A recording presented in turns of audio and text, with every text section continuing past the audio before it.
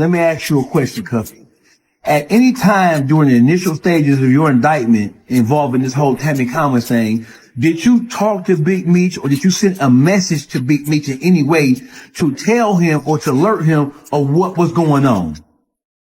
We sent Big Meech certified mail. Big Meech set me up and Tammy set me up with the sting in 2013. Big Meech just got put on full blast, and the receipts are straight up in. After 50 Cent pulled out some paperwork hinting that Meech might have played the snitching game, the whole internet lost its mind. But here's the thing, where did 50 even get all this so-called proof? Turns out he's got some old BMF associates in his corner, and they're running their mouths like they've got something to prove. Now, check this, people out here whispering, talking, you ain't heard what's up with her? But the real story? Big Meech ain't having none of it. Well, did Blue Da Vinci cooperate or no? Yeah, he cooperated. I mean, I didn't see it. It was in Miss Mara Shalhoub's book, where his own lawyer said, yeah, if there was anything else that we could do, Your Honor, to help you along with this case. Word is flying through the streets that Meech is about to give 50 a front row lesson on how a real kingpin handles disrespect. And trust, this ain't just some petty back and forth. This is street legend status on the line. Here's what makes it extra messy. 50 Cent has a rep for spending top dollar to expose people, and when he sinks his teeth into someone, he doesn't let go. But this time, he might want to fall back just a bit because Big Meech is not some regular dude from the block. This is Demetrius Big Meech Flannery, the mastermind behind the Black Mafia family, and his name rings bells coast to coast. Let me break it down real quick. One night, and then my homeboy that was with me, he was like, Tone Bird, he from BMF too. Tone was like, ask Big Homie what's up with the movie with 50, like what's going on with it from New York. I had to use my New York accent.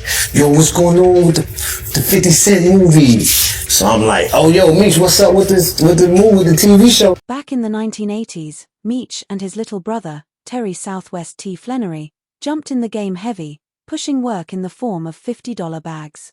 By the time the early 2000s hit, these two had turned their hustle into a national empire, moving weight through Michigan, Georgia, Florida, Cali, Louisiana, and way beyond. That kind of money flow made the feds sit up and pay attention. So Meech and Terry came up with a slick cover, BMF Entertainment. On the surface, it looked like a regular promotion company, but behind the scenes, that's where the money washing happened.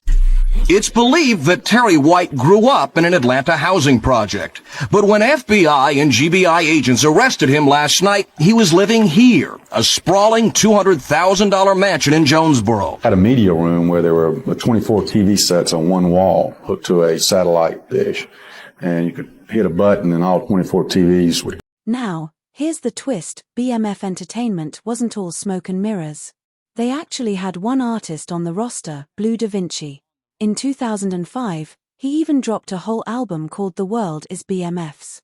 But by October 2003, the feds ran down on Meech, snatching him up and trading his luxury lifestyle for a prison jumpsuit. And back then, most folks pointed the finger at Blue, calling him the snitch because, out of everybody, he looked the softest.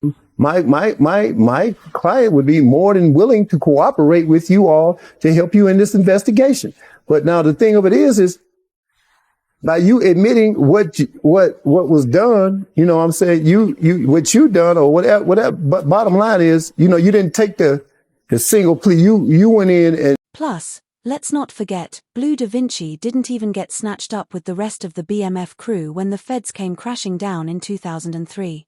When they grabbed Meech, they slapped cuffs on him and took him straight in. But Blue, somehow, he wasn't caught in that same net. And by the time 2004 rolled around, things got even messier when BMF's logistics boss, Dexter Sosa Hussey, started throwing shade at Blue. He's like, I just gotta wait to holler at Tammy before, you know what I'm saying, I know where we at with that. And Tammy is a government informant. So when he said that, I was like, Tammy? What you mean, Tammy? Like, nigga, you ain't heard what's going on with her? To you, like, I just gotta wait to holler at Tammy before, you know what I'm saying? I know where we at with that. And Tammy, she was a government informant. So when he said that, I was like, Tammy? What you mean, Tammy? Like, you ain't heard what's going on with her? Sosa wasn't just talking in the street, either, he was speaking on court records. See, Blue showed up in court with his lawyer, and the lawyer straight up told the judge, "Your Honor, I did forget to mention something earlier. You asked about which defendants tried to cooperate, and Mr. McKnight, that's Blue, was one of the people who attempted to work with the government. They debriefed him, but turns out he didn't really know anything useful about the other defendants." Was giving them information on that they already had and thought it was cool, but you still, you know, that was part of that. You just confirmed other shit that the other CIs just told. He was giving him information that they already had and thought was cool, but you know, that was part of it. You just confirmed what the other CI had already done. And get this, the lawyer admitted that Blue's debriefing wasn't even fresh tea, it went down months before that court appearance. Then, just to add another layer, the lawyer said Blue even did a safety valve session earlier that same week. What does that mean? Basically, Blue was ready to talk, but the problem was he didn't have anything valuable to offer. So, yes, Blue tried to snitch, but the feds didn't even want the crumbs he was serving up. That's when the real question popped off. If Blue didn't have the goods, who gave the feds their inside scoop? And this is where it gets wild. After getting his name dragged all through the mud as the snitch, Blue decided to clear his name once and for all. In 2023, during an interview with Capone News, he flipped the whole script and exposed the real person who gave up the goods, and that's when Tammy Cohen's name hit the spotlight. So, who's Tammy Cohen? She's been Meech's business partner since way back in 2008. After Meech got locked up, Tammy stayed solid, keeping in touch with him and running errands on his behalf while he was behind bars. For some reason, Meech thought she was so loyal that he actually gave her control over his life rights. That's right, he signed the paperwork, handing her the power to tell his story to the world. This meant Tammy had the golden ticket. She could flip Meech's life story into a money printing machine. And that's exactly what she did, linking up with 50 Cent to co-produce his hit 2021 show, BMF, but here's where things turned sideways. According to the paperwork Blue leaked, Tammy wasn't just out there securing TV deals, she was allegedly playing both sides, feeding information straight to the feds. In those same leaked documents, Tammy is listed as CS1, a confidential source who teamed up with the DEA's Atlanta division back in 2009. And guess what? She gave up information that helped crack open a money laundering case which led to the conviction of a dude named Terry White. This wasn't some small-time hustle either. Terry White was heavy in the game, and thanks to Tammy running her mouth, they got him locked up. Now, check this. When Tammy started talking, she wasn't even getting paid. But after her tip helped the DEA bag Terry White, they realized she might actually be useful down the line.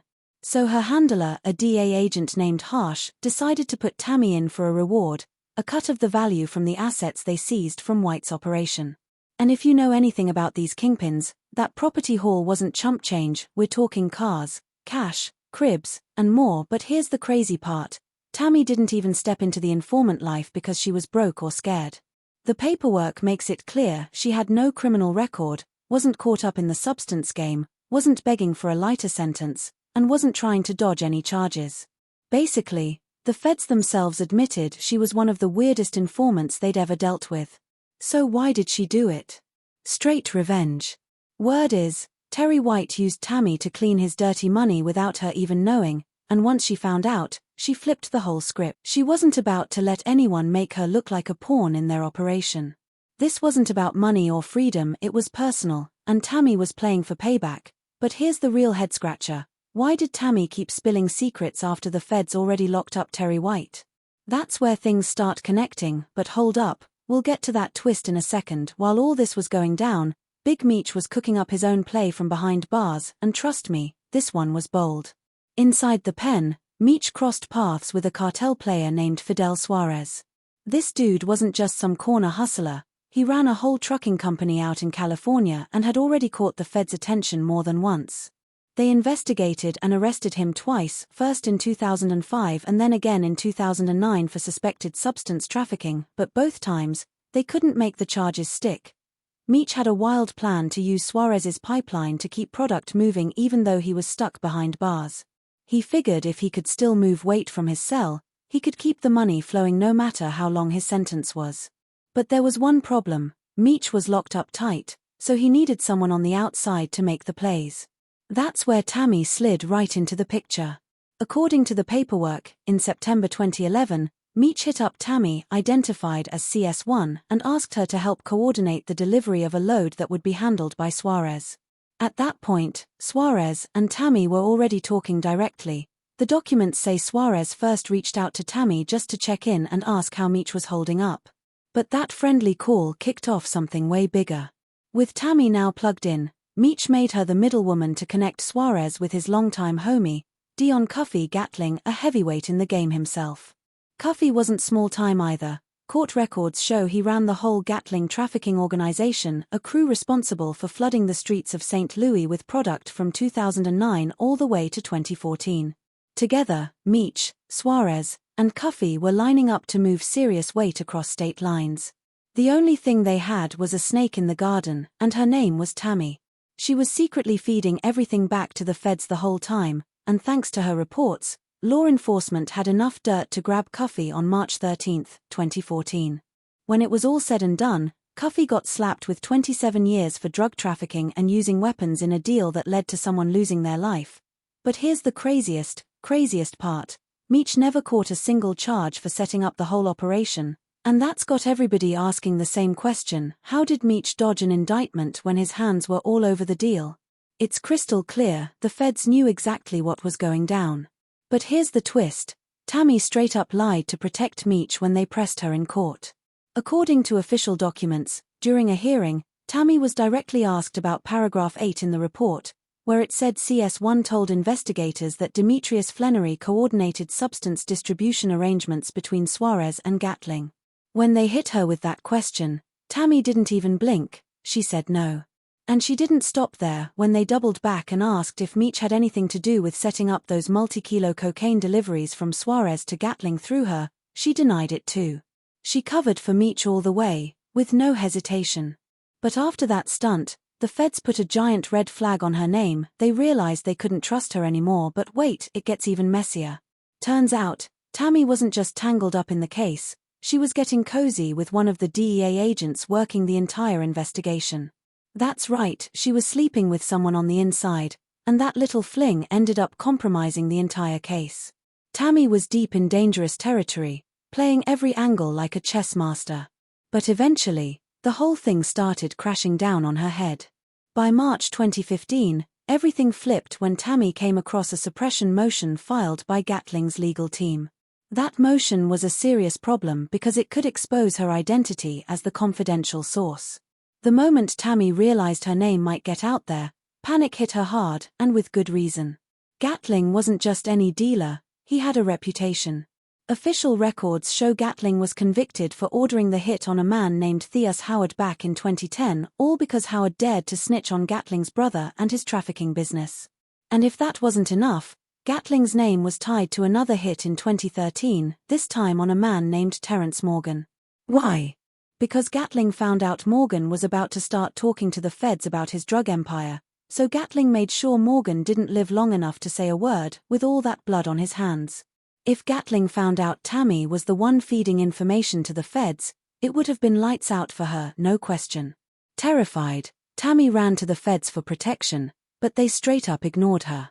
So, with nowhere else to turn, Tammy made one last desperate move. She went to see Big Meech himself. But after all those years of loyalty, the man Tammy had been riding for, Big Meech, wasn't exactly ready to return the favor when she went to him, scared for her life and looking for help. All Meech told her was that he didn't want his name tangled up in any of it. Straight up, Meech wasn't trying to get his hands dirty or catch heat from Gatling, and he definitely didn't want his name popping up in court papers tied to the whole mess. After that cold meeting, Tammy flipped the script completely. She went into full cleanup mode, doing everything possible to erase Meech's name from the case entirely. She even dragged the DEA agent she'd been involved with into the chaos, accusing him of being jealous of her bond with Meech. Court records show that Tammy, also known as CS1, even threatened to blast out an unsworn affidavit to every single person involved in the case, from the lawyers to the judge. In that affidavit, she went off, specifically calling out the statements in the wiretap affidavit that claimed Meech set up the whole deal between Gatling and Suarez.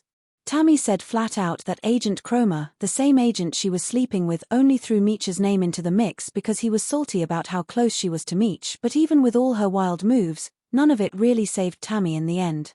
Once Cuffy got locked up, it didn't take him long to figure out exactly who snitched on him, and when he did, it was game over.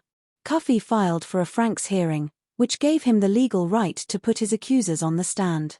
That meant everybody, from the government agents to the informants, had to face him directly, and yeah, that definitely included Tammy. Fast forward to 2024, Blue Da Vinci sat down for yet another interview with Capone News, but this time he had backup.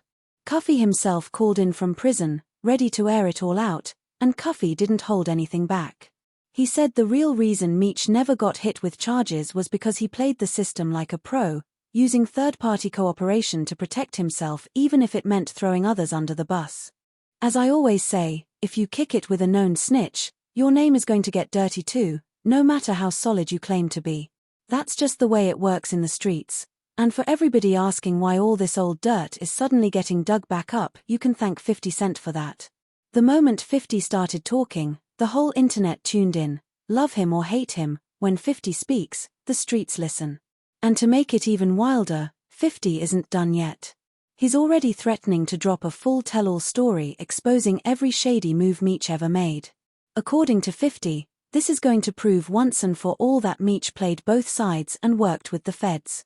So now we've got to ask, is Meech really guilty, or is this just another 50 Cent stunt to push his own agenda?